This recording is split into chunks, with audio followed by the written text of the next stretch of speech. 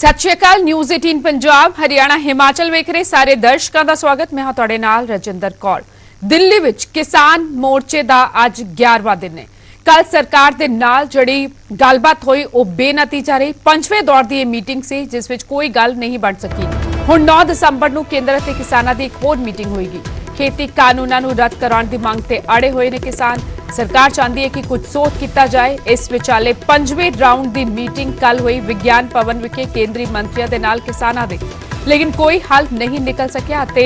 सब तो अहम यह सी कि कल किसानां दे नाल मीटिंग तो पहला केंद्रीय मंत्रियों दे नाल प्रधानमंत्री ने खुद बैठक की अते किसान आंदोलन नूं लैके जड़ा मौजूदा जड़े हालात बने हुए ने उसकी फीडबैक लई और तस्वीरां तुसीं वेख सकते हो।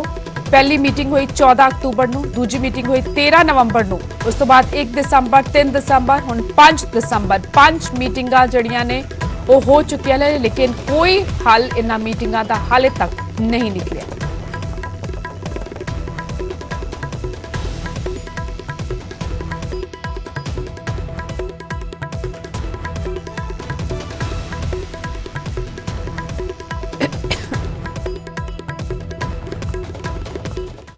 फिर मीटिंग रख ली है और किस तरीके दे नाल मीटिंग अगली रहने वाली है।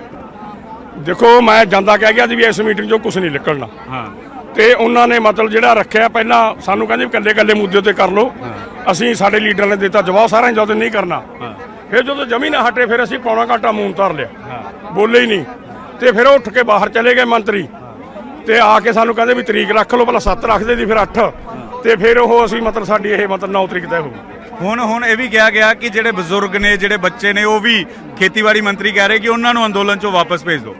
ਉਹਨਾਂ ਦੇ ਕੇ ਚਲਾਵਾਂਗੇ ਅੰਦੋਲਨ ਦਾ ਲੀਡਰਾਂ ਨੇ ਚਲਾਉਣਾ ਨਾ, ਕਿਹਨੂੰ ਇੱਥੇ ਰੱਖਣਾ ਕਿਹਨੂੰ ਭੇਜਣਾ। ਉਹਨਾਂ ਨੂੰ ਵਾਪਸ ਨਹੀਂ ਭੇਜਿਆ ਜਾਏਗਾ। ਕੋਈ ਜਾਊ ਵਾਪਸ, ਬੱਚੇ ਬਜ਼ੁਰਗ ਰਹਿਣਗੇ। ਡੈੱਡ ਬੋਡੀ ਜਾ ਸਕਦੀ ਹੈ ਜੇ ਕੋਈ ਮਾੜਾ ਮੋਟਾ ਸ਼ਹੀਦ ਹੋ ਗਿਆ। ਔਰ 8 ਤਰੀਕ ਨੂੰ ਜੋ ਭਾਰਤ ਬੰਦ ਦੀ ਕੋਲ ਹੈ ਉਹ ਪੂਰੀ ਜੱਜ ਕੇ ਲਾਗੂ ਹੋਊਗੀ। ਜੱਜ ਕਰੇ। ਮੈਂ ਤਸਵੀਰਾਂ ਦਿਖਾ ਰਿਹਾ ਦਰਸ਼ਨਪਾਲ ਹੋਰਾਂ ਨਾਲ ਵੀ ਗੱਲਬਾਤ ਕਰਾਂਗੇ। ਦਰਸ਼ਨਪਾਲ ਹੋਰੀ ਕੀ ਕਹਿੰਦੇ ਨੇ। ਡਾਕਟਰ ਦਰਸ਼ਨਪਾਲ ਅੰਦੋਲਨ ਦਾ ਇੱਕ ਵੱਡਾ ਚਿਹਰਾ। ਡਾਕਟਰ ਦਰਸ਼ਨਪਾਲ ਹੋਰਾਂ ਕੋ ਚਲਦੇ ਆ। ਡਾਕਟਰ ਦਰਸ਼ਨਪਾਲ ਜੀ ਇੱਕ ਵੱਡਾ ਚਿਹਰਾ ਤੁਸੀਂ ਹੋ, ਕਿਵੇਂ ਰਹੇਗਾ ਅੱਗੇ ਅੰਦੋਲਨ, ਕਿਸ ਤਰੀਕੇ ਨਾਲ ਰਹੇਗਾ? ਅੱਜ ਇਹ ਵੀ ਕਿਹਾ ਗਿਆ ਕਿ ਬਜ਼ੁਰਗ ਤੇ ਬੱਚੇ ਵਾਪਸ ਚਲੇ ਜਾਣ, ਅੰਦੋਲਨ ਚ ਨਾ ਰਹਿਣ। ਇਹ ਉਹਨਾਂ ਨੇ ਕਿਹਾ ਕਿ ਠੰਡ ਬਹੁਤ ਹੈ, ਬਜ਼ੁਰਗ ਤੇ ਬੱਚੇ ਚਲੇ ਜਾਣ। ਉਹ ਅਸੀਂ ਸੁਣ ਲਈ ਗੱਲ ਉਹਨਾਂ ਦੀ, ਲੇਕਿਨ ਸੱਚੀ ਗੱਲ ਇਹ ਆ ਵੀ ਅੱਜ ਦੀ ਜਿਹੜੀ ਗੱਲਬਾਤ ਹੈ ਉਹਦੇ 'ਚ ਅਸੀਂ ਅੰਦਰ ਵੀ ਇੱਕ ਤਰ੍ਹਾਂ ਦਾ ਸੱਤਿਆਗ੍ਰਹਿ ਕੀਤਾ, ਇੱਕ ਪ੍ਰੋਟੈਸਟ ਕੀਤਾ। ਕਿਵੇਂ? ਜਦੋਂ ਉਹਨਾਂ ਨੇ ਸਾਨੂੰ ਵਾਰ-ਵਾਰ ਇਹ ਕਹੀ ਗਏ ਕਿ ਤੁਸੀਂ ਆਪਣੇ ਇਹਦੇ 'ਚ ਅਮੈਂਡਮੈਂਟਸ ਦੇ ਬਾਰੇ ਦੱਸੋ, ਅਸੀਂ ਕਿਹਾ ਅਸੀਂ ਅਮੈਂਡਮੈਂਟਸ ਕਰਾਉਣੀਆਂ ਹੀ ਨਹੀਂ ਗਈਆਂ। ਅਮੈਂਡਮੈਂਟਸ ਦੇ ਨਾ ਅਸੀਂ ਇਹਦੇ ਬਾਰੇ ਦੱਸਿਆ, ਅਸੀਂ ਤਾਂ ਇਹਨਾਂ ਕਾਨੂੰਨਾਂ ਨੂੰ ਰੱਦ ਕਰਾਉਣਾ। ਇਹ ਤੇ ਬਾਰ-ਬਾਰ ਗੱਲ ਕਰਦੇ ਜਦੋਂ ਫਿਰ ਇਹ ਮੁੱਦਾ ਲਿਆ ਉਹਦੇ ਸੀ, ਕਦੇ ਕੋਈ ਸੈਕਟਰੀ ਬੋਲ ਗਿਆ, ਕਦੇ ਕੋਈ ਹੋਰ ਬੋਲ ਗਿਆ, ਅਸੀਂ ਫਿਰ ਉਹਨੂੰ ਚੁੱਪ ਕਰਾਤਾ। ਫਿਰ ਅਸੀਂ ਕਿਹਾ ਵੀ ਤੂੰ ਦੇਖੋ ਇਹਨਾਂ ਮੁੱਦਿਆਂ 'ਤੇ ਗੱਲ ਕਰਨ ਦੀ ਕੋਈ ਲੋੜ ਨਹੀਂ ਹੈ। ਬਹੁਤ ਭਾਵੁਕ ਹੋ ਕੇ ਸਾਰੇ ਬੋਲੇ, ਰਾਜੇਵਾਲ ਜੀ ਖਾਸ ਕਰਕੇ ਉਹਨਾਂ ਨੇ ਕਿਹਾ ਕਿ ਸਾਨੂੰ ਤੁਸੀਂ ਜ਼ਬਰਦਸਤੀ ਉਠਾਓਗੇ, ਹੁਣ ਉੱਥੇ ਖੂਨ ਖਰਾਬਾ ਕਰੋਗੇ, ਲਾਠੀ ਗੋਲੀ ਨਾਲ ਉਠਾਓਗੇ, ਤੁਹਾਡੀ ਮਰਜ਼ੀ ਹੈ। ਇੱਕ ਦੂਜੀ ਗੱਲ ਇਹ ਹੋਈ ਕਿ ਫਿਰ ਅਸੀਂ ਉਹਨਾਂ ਨੂੰ ਇੱਕ ਟੈਕ ਬਦਲਿਆ ਵੀ ਜੇ ਤੁਸੀਂ ਨਹੀਂ ਬੋਲਣਾ ਤਾਂ ਤੁਸੀਂ ਬੋਲੀ ਚੱਲੋ। ਅੰਦਰੋਂ ਅਸੀਂ ਐਲਾਨ ਕਰਤਾ ਵੀ ਇਸ ਦਾ ਹੁਣ ਚੁੱਪ ਕਰਕੇ ਬੈਠੇ ਤੁਸੀਂ ਉਹ ਬੋਲੋ। ਫਿਰ ਉਹ ਪਹਿਲਾਂ ਮੰਤਰੀ ਜੀ ਬੋਲੇ, ਫਿਰ ਸੈਕਟਰੀ ਬੋਲਿਆ, ਫਿਰ ਕੋਈ ਇੱਕ ਅੱਧਾ ਹੋਰ ਬੋਲਿਆ। ਫਿਰ ਜਦੋਂ ਇੱਧਰੋਂ ਅਸੀਂ ਮਤਲਬ 20-25 ਮਿੰਟ ਦਾ 25-30 ਮਿੰਟ ਤੱਕ ਸਨਾਟਾ ਛਾਇਆ ਰਿਹਾ ਹੋਵੇ। ਉਹ ਸਨਾਟੇ ਦੇ ਵਿੱਚ ਪਹਿਲਾਂ ਵੀ ਪਿਊਸ਼ ਗੋਇਲ ਜੀ 3-4 ਵਾਰੀ ਉੱਠ ਕੇ ਗਏ, ਉੱਪਰ ਫੋਨ ਸ਼ਾਇਦ ਕਰਕੇ ਆਏ ਹੋਣਗੇ। ਫਿਰ ਉਹ ਤੋਂ ਬਾਅਦ ਸਾਰੇ ਉੱਠ ਗਏ।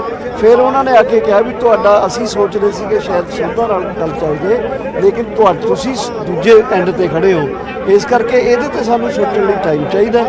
ਅਸੀਂ ਕੱਲ ਸ਼ਾਮ ਤੱਕ ਪੂਰੀ ਗਵਰਨਮੈਂਟ ਰਲ ਕੇ ਇਹਦੇ ਤੇ ਕੁਝ ਸੋਚ ਲਾਂਗੇ, ਪ੍ਰਪੋਜ਼ਲ ਤੁਹਾਨੂੰ ਭੇਜ। ਅਮੈਂਡਮੈਂਟ ਅਸੀਂ ਨਹੀਂ ਚਾਹੁੰਦੇ, ਅਸੀਂ ਤਾਂ ਕਾਨੂੰਨ ਰੱਦ ਕਰਾਉਣਾ ਚਾਹੁੰਦੇ ਆ। ਇੱਕ ਤੁਸੀਂ ਦੇਖਦੇ, ਤੁਸੀਂ ਮੀਡੀਆ ਵਾਲੇ ਹੋ, ਜੇ ਉਹ ਕਾਨੂੰਨ ਗਲਤ ਨੇ ਅਮੈਂਡਮੈਂਟ ਫੇਰ ਹੀ ਹੋ ਰਹੀ ਹੈ। ਜੇ ਭਲਾ ਉਹਦੇ ਕਾਨੂੰਨਾਂ ਗਲਤ ਕਾਨੂੰਨਾਂ 'ਚ ਅਮੈਂਡਮੈਂਟ ਹੋ ਰਹੀ ਹੈ ਤਾਂ ਇਹ ਜਿਹੇ ਕਾਨੂੰਨ ਰੱਖਣ ਦਾ ਮਤਲਬ ਕੀ ਹੈ? ਅਰਥ ਕੋਈ ਨਹੀਂ ਉਹਦਾ। ਇਸ ਕਰਕੇ ਉਹ ਰੱਦ ਕਰਨ ਦੀ ਮੰਗ ਤੇ ਅਸੀਂ ਅੜੇ ਹੋਏ ਆ, ਰੱਦ ਕਰਨੇ ਚਾਹੀਦੇ। ਸੋ ਰੱਦ ਕਰਨੀ। ਜੀ ਤੁਸੀਂ ਨਿਊਜ਼ 18 ਪੰਜਾਬ ਤੇ ਹੋ, ਨਿਊਜ਼ 18 ਪੰਜਾਬ ਦੇ ਉਗਰਾਹ ਜੀ ਲਾਈਵ ਹੋ। ਇਹ ਦੱਸੋ ਕਿ ਹੁਣ ਮੀਟਿੰਗ 'ਚ ਕਿੰਨੀ ਦੇਰ ਮੌਨ ਵਰਤ ਤੁਸੀਂ ਰੱਖ ਕੇ ਬੈਠੇ ਰਹੇ ਹੋ? ਇਹ ਸਮਾਂ ਤਾਂ ਨੋਟ ਨਹੀਂ ਕੀਤਾ, ਤਕਰੀਬਨ ਅੱਧਾ ਘੰਟਾ ਹੋ ਸਕਦਾ। ਅੱਜ 9 ਤਰੀਕ ਦੀ ਹੈ। 9 ਤਰੀਕ ਨੂੰ ਉਹਨਾਂ ਨੇ ਕਿਹਾ ਵੀ ਅਸੀਂ ਤੁਹਾਡੇ ਹੱਕ ਦੇ ਵਿੱਚ ਫੈਸਲਾ ਕਰ ਦਾਂਗੇ। ਬਈ ਸਾਨੂੰ ਪੂਰਨ ਵਿਸ਼ਵਾਸ ਆ ਵੀ ਸਾਡੇ ਹੱਕ ਦੇ ਵਿੱਚ ਫੈਸਲਾ ਹੋਊਗਾ 9 ਨੂੰ। ਤਾਂ ਲੱਗ ਰਿਹਾ ਕਿ 9 ਤਰੀਕ ਨੂੰ ਕਾਨੂੰਨ ਵਾਪਸ ਹੋਣਗੇ। ਅੱਜ ਤੁਸੀਂ ਮੌਨ ਕਿੰਨੀ ਦੇਰ ਰੱਖ ਕੇ ਬੈਠੇ ਰਹੇ ਹੋ? ਮੌਨ ਤਾਂ ਅਸੀਂ ਸਾਰੇ ਜਥੇਬੰਦੀ ਨੇ ਅੱਜ लेकिन 20-25 मिनट रखा तो उसके बाद सरकार ने जो वादा किया हमारे से 9 तरीक का वादा किया है भी वो 9 तरीक ਨੂੰ ਅਸੀਂ ਫੈਸਲਾ ਤੁਹਾਡੇ ਹੱਕ ਵਿੱਚ ਜ਼ਰੂਰ ਕਰਾਂਗੇ ਵੀ ਸਾਨੂੰ ਥੋੜਾ ਟਾਈਮ ਦਿਓ ਵੀ ਟਾਈਮ ਦੇਣ ਤੋਂ ਬਾਅਦ ਅਸੀਂ ਫੈਸਲਾ ਸਰਕਾਰ ਸੇ ਬਾਤ ਕਰਾਂਗੇ। ਲੈਣੇ ਪੈਣਗੇ ਸਰਕਾਰ ਨੂੰ, ਹਜੇ ਮੋਹ ਛੱਡਦੀ ਨਹੀਂ ਕਾਰਪੋਰੇਟ ਘਰਾਣਿਆਂ ਦਾ, ਛੱਡਣਾ ਪਊਗਾ ਸਰਕਾਰ ਨੂੰ, ਇਹ ਕਾਨੂੰਨ ਵਾਪਸ ਲੈਣੇ ਪੈਣਗੇ। ਅੱਜ ਤਾਂ ਮੇਨ ਗੱਲ ਸਰਕਾਰ ਦੀ ਇਹ ਸੀ ਵੀ ਇਹਨਾਂ ਨੂੰ ਕੋਈ ਅੱਜ ਟਿਕਾ ਲਈਏ, ਸਮਝਾ ਲਈਏ, ਪਰ ਹਰ ਹਾਲਤ 'ਚ ਕਾਨੂੰਨ ਜਿਹੜੇ ਵਾਪਸ ਲੈ ਬਿਨਾਂ ਸਾਡਾ ਕੋਈ ਸਮਝੌਤਾ ਨਹੀਂ। ਅਸੀਂ ਐਜੀਟੇਸ਼ਨ ਹੋਰ ਤੇਜ਼ ਕਰਾਂਗੇ। ਨੂੰ ਭਾਰਤ ਬੰਦ ਦੀ ਕੋਲ ਤੁਹਾਡੀ ਰਹੇਗੀ? ਬਿਲਕੁਲ ਰਹੂਗੀ। ਸਾਡਾ ਐਜੀਟੇਸ਼ਨ ਅਸੀਂ ਕੋਈ ਵਾਪਸ ਨਹੀਂ ਲਵਾਂਗੇ, ਸਾਰਾ ਐਜੀਟੇਸ਼ਨ ਹੋਰ ਵੀ ਤੇਜ਼ ਕਰਾਂਗੇ।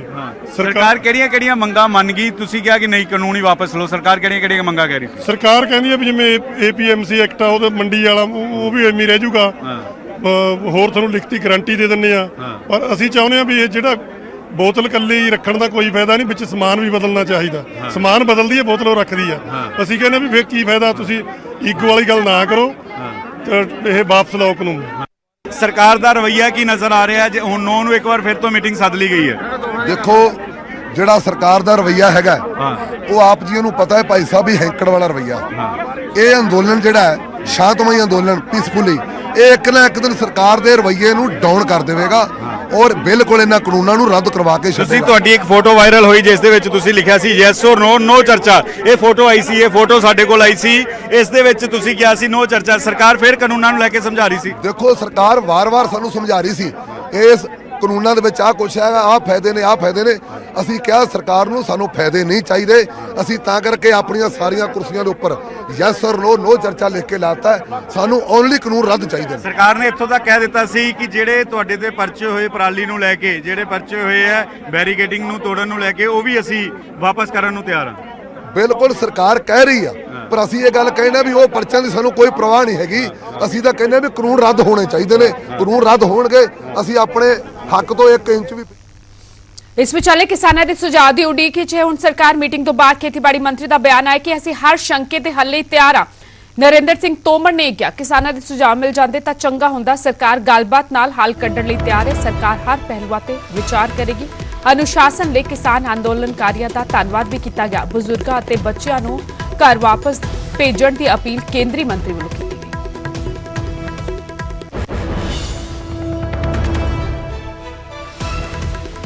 ਕੇਂਦਰੀ ਮੰਤਰੀ ਨਰਿੰਦਰ ਤੋਮਰ ਕੱਲ ਇੱਕ ਵਾਰ ਫਿਰ 5ਵੇਂ ਦੌਰ ਦੀ ਮੀਟਿੰਗ ਹੋਈ। ਕਿਸਾਨਾਂ ਦੇ ਨਾਲ ਬੇਸਿੱਟਾ ਰਹੀ। ਕਿਸਾਨ ਅੜੇ ਹੋਏ ਨੇ ਕਿ ਜਦੋਂ ਤੱਕ ਖੇਤੀ ਕਾਨੂੰਨ ਰੱਦ ਨਹੀਂ ਹੁੰਦੇ ਅੰਦੋਲਨ ਖਤਮ ਨਹੀਂ ਹੋਏਗਾ। ਦੂਜੇ ਪਾਸੇ ਸਰਕਾਰ ਲਗਾਤਾਰ ਕੋਸ਼ਿਸ਼ ਕਰ ਰਹੀ ਹੈ। ਇਹ ਪ੍ਰਸਤਾਵ ਦਿੱਤਾ ਗਿਆ ਕਿਸਾਨਾਂ ਨੂੰ ਕਿ ਸੋਧ ਕੀਤਾ ਜਾ ਸਕਦਾ ਹੈ ਕਾਨੂੰਨ ਵਿੱਚ, ਲੇਕਿਨ ਕਿਸਾਨ ਰਾਜ਼ੀ ਨਹੀਂ ਹੋਏ। ਯੈਸ ਔਰ ਨੋ, ਹਾਂ ਜਾਂ ਨਾ ਵਿੱਚ ਜਵਾਬ ਮੰਗਦੇ ਨਜ਼ਰ ਆਏ। ਹੱਥਾਂ ਵਿੱਚ ਤਖਤੀਆਂ ਫੜ ਕੇ ਯੈਸ ਔਰ ਨੋ ਲਿਖਿਆ ਹੋਇਆ ਸੀ। ਹਾਂ ਜਾਂ ਨਾ ਵਿੱਚ ਜਵਾਬ ਦਿਓ, ਖੇਤੀ ਕਾਨੂੰਨ ਰੱਦ ਕਰੋਗੇ ਜਾਂ ਨਹੀਂ। ਸੋ ਕਈ ਘੰਟਿਆਂ ਦੀ ਬੈਠਕ ਵੀ ਕੱਲ ਬੇਨਤੀਜਾ ਰਹੀ। ਇੱਕ ਵਾਰ ਫਿਰ 9 ਦਸੰਬਰ ਨੂੰ ਮੀਟਿੰਗ ਹੋਏਗੀ।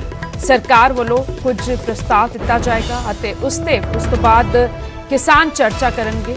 ਵੇਖਣ ਵਾਲੀ ਗੱਲ ਹੋਏਗੀ ਕਿ 9 ਦਸੰਬਰ ਨੂੰ ਕੁਝ ਗੱਲ ਬਣਦੀ ਹੈ ਜਾਂ ਨਹੀਂ, ਕੁਝ ਠੋਸ ਹੱਲ ਨਿਕਲ ਕੇ ਆਂਦਾ ਹੈ ਜਾਂ ਨਹੀਂ। ਲੇਕਿन ਉਸ ਤੋਂ ਪਹਿਲਾਂ 8 ਦਸੰबर ਨੂੰ किसानों ने भारत बंद का ऐलान किया है।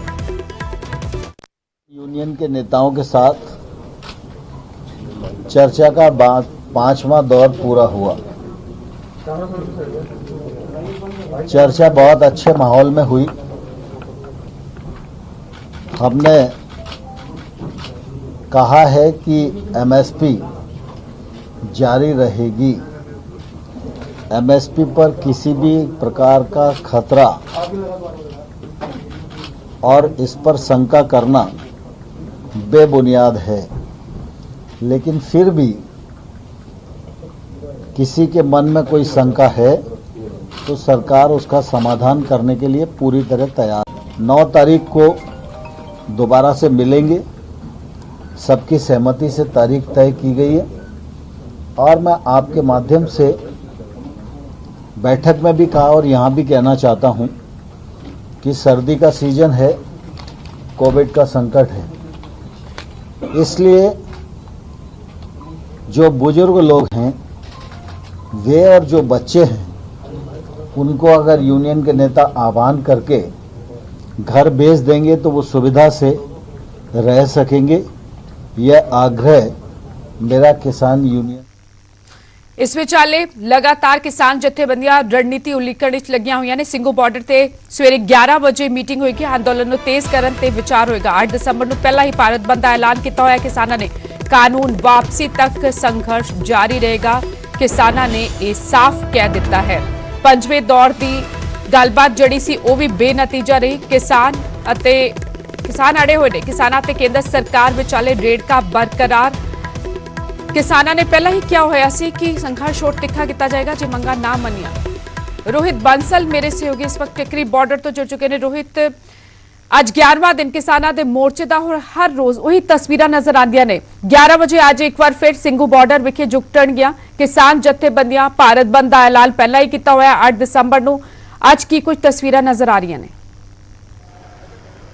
ਜੀ ਬਿਲਕੁਲ, ਇਸ ਵਕਤ ਮੈਂ ਦਿੱਲੀ ਦੇ ਟਿਕਰੀ ਬਾਰਡਰ ਤੇ ਖੜਾ। ਜੇ ਮੈਂ ਕੱਲ ਦੀ ਮੀਟਿੰਗ ਦੀ ਗੱਲ ਕਰਾਂ ਤਾਂ ਕੱਲ ਕਿਸਾਨਾਂ ਨੇ ਕਰੀਬ ਘੰਟਾ ਸਵਾ ਘੰਟਾ ਤੱਕ ਜਿਹੜੀ ਮੀਟਿੰਗ ਹੈ ਉਸ ਦੇ ਵਿੱਚ ਮੌਨ ਧਾਰਨ ਕਰਕੇ ਰੱਖਿਆ ਔਰ ਉਹਨਾਂ ਨੇ ਮਾਈਕ ਡਾਊਨ ਕਰਕੇ ਆਪਣੀਆਂ ਚੇਅਰ ਨੂੰ ਪਿੱਛੇ ਖਿੱਚ ਲਿਆ ਔਰ ਸਾਫ਼ ਤੌਰ ਤੇ ਜਿਹੜੀਆਂ ਕਿਸਾਨਾਂ ਨੂੰ ਫਾਈਲਾਂ ਦਿੱਤੀਆਂ ਜਾਂਦੀਆਂ ਮੀਟਿੰਗ ਤੋਂ ਪਹਿਲਾਂ, ਉਹਨਾਂ ਫਾਈਲਾਂ ਤੇ ਲਿਖ ਦਿੱਤਾ ਯੈਸ ਔਰ ਨੋ, ਜਵਾਬ ਦਿਓ, ਸਾਨੂੰ ਡਿਸਕਸ਼ਨ ਦੀ ਕੋਈ ਲੋੜ ਨਹੀਂ। ਤਾਂ ਸਾਫ਼ ਤੌਰ ਤੇ ਕਿਸਾਨਾਂ ਨੇ ਇੱਕ ਗੱਲ ਤੇ ਅੜ ਗਏ ਨੇ ਕਿ ਜਾਂ ਤੁਸੀਂ ਕਹੋ ਕਿ ਕਾਨੂੰਨ ਵਾਪਸ ਲਵਾਂਗੇ ਜਾਂ ਤੁਸੀਂ ਕਹੋ ਕਿ ਕਾਨੂੰਨ ਵਾਪਸ ਨਹੀਂ ਲਵਾਂਗੇ। ਯੈਸ ਔਰ ਨੋ, ਦੋ ਚੀਜ਼ਾਂ ਜਵਾਬ ਮੰਗਿਆ।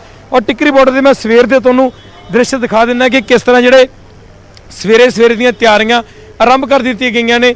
ਬੀਬੀਆਂ ਪਹੁੰਚੀਆਂ ਹੋਈਆਂ ਨੇ। ਬੀਬੀਆਂ ਵੱਲੋਂ ਪਾਲਕ ਜਿਹੜੀ ਉਹਨੂੰ ਠੀਕ ਕੀਤਾ ਜਾ ਰਿਹਾ ਤਾਂ ਕਿ ਸਬਜ਼ੀ ਬਣਾਈ ਜਾ ਸਕੇ ਔਰ ਦੂਜੇ ਪਾਸੇ ਚਾਹ ਬਣਨੀ ਸ਼ੁਰੂ ਹੋ ਚੁੱਕੀ ਹੈ।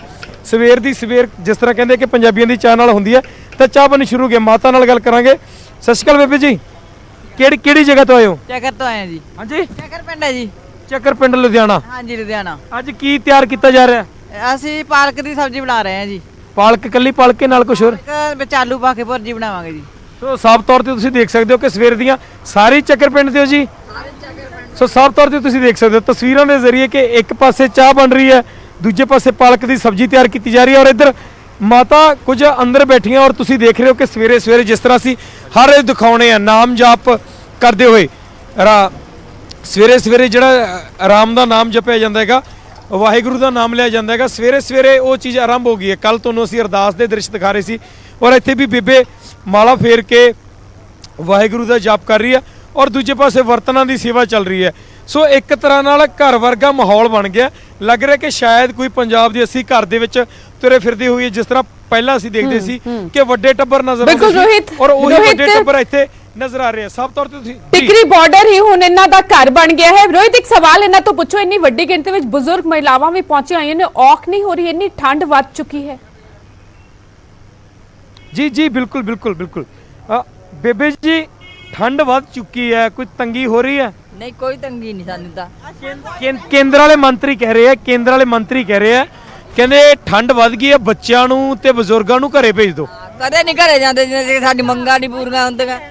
ਅਸੀਂ ਤਾਂ ਇੱਥੇ ਰਹਿਣਾ, ਘਰੇ ਨਹੀਂ ਜਾਣਾ। ਨਹੀਂ ਮੰਨਦੇ ਕੇਂਦਰ ਵਾਲਿਆਂ ਦੀ ਗੱਲ? ਇੱਥੇ ਸੜਕਾਂ ਤੇ ਰੁਲਦੇ ਆ, ਇੱਥੇ ਹੀ ਰਹਿਣਾ। ਅਸੀਂ ਜਿੰਨਾ ਚਿਰ ਮਰਜ਼ੀ ਆ ਮੋਦੀ ਨਾ ਵਾਪਸ ਕਰੇ ਉਹਨੇ ਚਿਰ ਇੱਥੇ ਹੀ ਰਹਿਣਾ।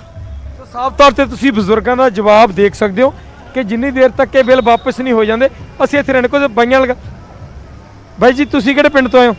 ਅਸੀਂ ਚੱਕਰ ਤੋਂ ਜੀ। ਕਿੰਨੀ ਦੇਰ ਤੱਕ ਇੱਥੇ ਰਹਿਣ ਵਾਲੇ ਹੋ? ਅਸੀਂ ਤਾਂ ਜਿੰਨਾ ਟਾਈਮ ਇਹ ਵਾਪਸ ਨਹੀਂ ਕਰਦਾ ਕਾਲੇ ਕਾਨੂੰਨ, ਇੱਥੇ ਹੀ ਬੈਠੇ ਆ। ਸਾਡਾ ਸਾਰਾ ਪਰਿਵਾਰ ਆ ਗਿਆ, ਮਾਈ ਆ ਗਈ, ਵਾਈਫ ਆ ਗਈ, 22 ਬੱਚੇ ਵੀ ਆਉਣ ਵਾਲੇ ਆ, ਬਸ ਅਸੀਂ ਇੱਥੇ ਹੀ ਰਹਾਂਗੇ। ਸਾਫ਼ ਤੌਰ ਤੇ ਤੁਸੀਂ ਦੇਖ ਸਕਦੇ ਹੋ ਕੁਝ ਹੋਰ ਬਜ਼ੁਰਗ ਬੈਠੇ ਨੇ। ਬਾਪੂ ਜੀ, ਕੇਂਦਰ ਵਾਲੇ ਮੰਤਰੀ ਕਹਿ ਰਹੇ ਆ, ਕਹਿੰਦੇ ਠੰਡ ਵੱਧ ਗਈ, ਬਜ਼ੁਰਗਾਂ ਨੂੰ ਤੇ ਬੱਚਿਆਂ ਨੂੰ ਘਰੇ ਭੇਜ ਦਿਓ। ਉਹ ਸਾਨੂੰ ਕਾਹਦੀ ਠੰਡ ਆ ਯਾਰ, ਪਿੰਡ 'ਚ ਠੰਡ ਜਿਹੜੀ ਤੋਂ ਜਾਂ ਠੰਡ ਖੇਤਾਂ 'ਚ ਹੁੰਦੀ ਹੈ ਪਿੰਡ ਸਾਡੇ। ਇੱਥੇ ਕੋਈ ਠੰਡ ਨਹੀਂ ਹੈ, ਇੱਥੇ ਹੀ ਰਹਾਂਗੇ। ਉਹ ਮਾਫ ਨਹੀਂ ਕਰਦੇ ਸਭ ਕੁਝ। ਕੋਈ ਠੰਡ ਨਹੀਂ ਹੈ ਜਿੰਨੇ ਤੱਕ ਸਾਡਾ ਮਸਲਾ ਹੱਲ ਨਹੀਂ ਹੁੰਦਾਗਾ। ਕੋਈ ਠੰਡ ਨਹੀਂ ਹੈ ਜਿੰਨੇ ਤੱਕ ਸਾਡਾ ਮਸਲਾ ਨਹੀਂ ਹੁੰਦਾ, ਇੱਥੇ ਰਹਾਂਗੇ। ਆਹੀ ਸਾਡਾ ਮਕਾਨ ਆ, ਹੁਣ ਪਿੰਡ ਨਹੀਂ ਜਾਵਾਂਗੇ ਜਿੰਨਾ ਚਿਰ ਸਾਡਾ ਹੱਲ ਨਹੀਂ ਹੁੰਦਾ ਕੋਈ, ਇੱਥੇ ਰਹਾਂਗੇ ਜੀ।